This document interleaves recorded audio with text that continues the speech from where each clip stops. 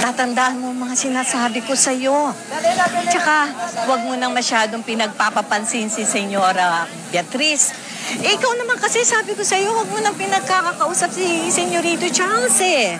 Nay, siya naman ho yung kumausap sa akin eh. Alang naman hong bastusin ko yung tao. Ay, nako. Bahala ka.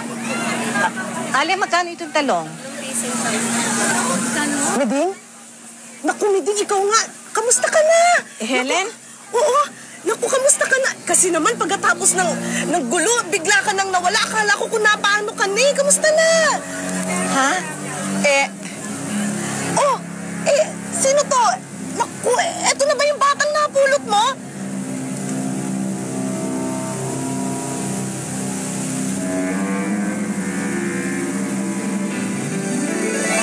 Sino to? Naku, eto na ba yung batang napulot mo?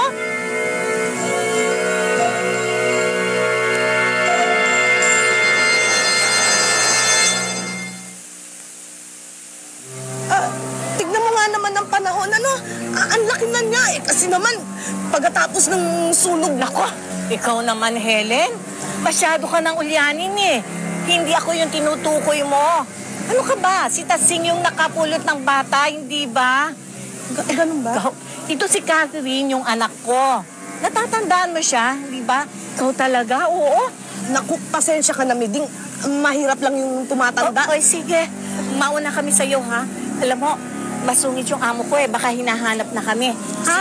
O, sige, magkita na lang tayo ulit, ha? Ingat Oo, tayo. Sige. O, halika na, halika na. Nay. Nay, hindi niyo po sinasagot yung tanong ko. Sino mo ba yung aling nakita natin kanina? Narinig mo naman, hindi ba? Si Helen yun. Kapitbahay natin dati.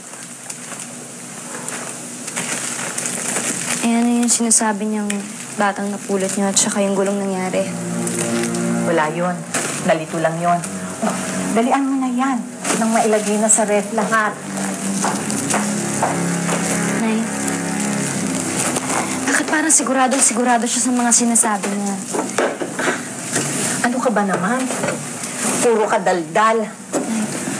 Mamaya, lumabas dito si Senyora Beatriz, mapag-initan ka na naman. Alam mo na ito at magluluto na ako ng pananghalian. Huwag ka nang matanong.